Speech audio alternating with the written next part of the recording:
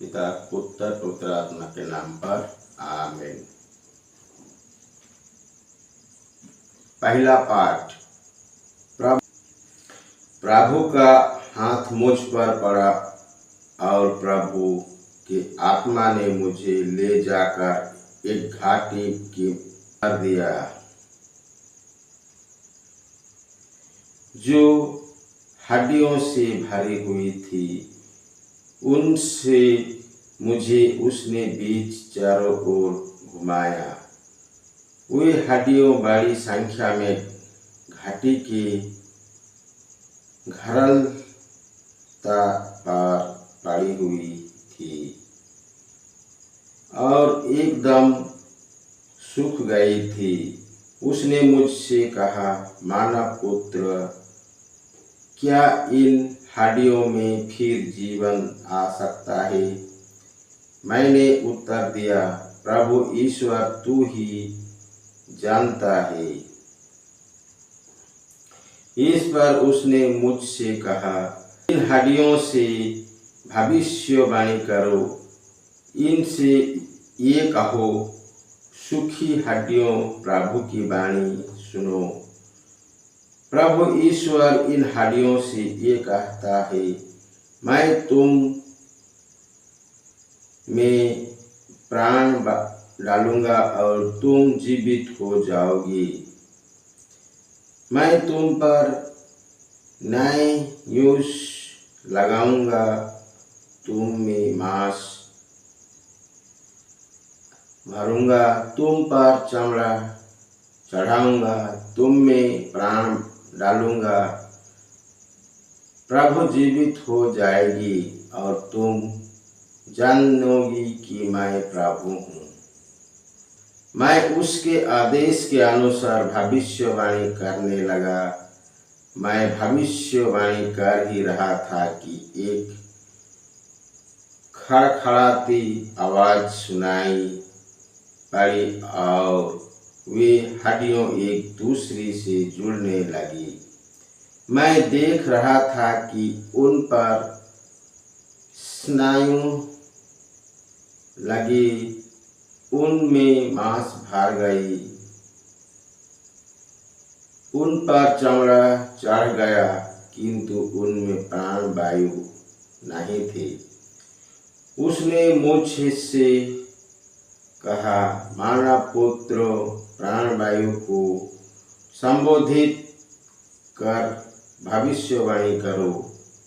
ये कहकर भविष्यवाणी करो, प्रभु ईश्वर ये कहता है, प्राणवायु चारों दिशाओं से आओ और उन मृतकों में प्राण फूंक दो, जिससे उनमें जीवन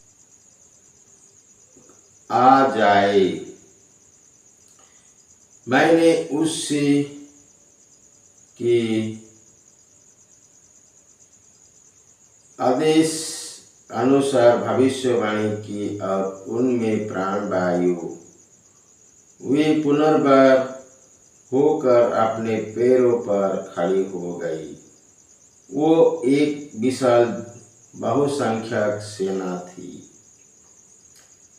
तब उसने मुझसे कहा, मानव पुत्रो, ये हड्डियां समस्त इस्राएली है।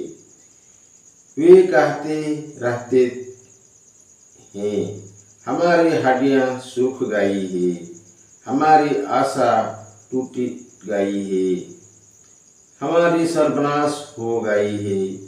तुम उनसे कहोगे, प्रभु ये कहता है, मैं तुम्हारी कब्रों को खोल दूंगा, मेरी प्रजा, मैं तुम लोगों को कब्रों से निकालकर इस्राएल की धरती पर वापस ले आऊंगा।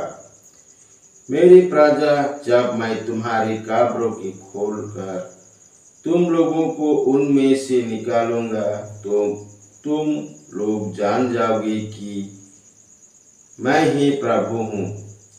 मैं तुम्हें अपना आत्मा प्रदान करूंगा और तुम में जीवन आ जाएगा। मैं तुम्हें तुम्हारी अपना धरती पर बसाऊंगा और तुम लोगों जान जाओगे कि मैं प्रभु ने ये कहा और पूरा भी किया। यह प्रभु की वाणी है। ईश्वर को धन्यवाद। सुसमाचार संत मत्ती के अनुसार पवित्र सुसमाचार अध्याय 22 पद संख्या 34 से लेकर 40 तक पाठ का मूल वाक्य।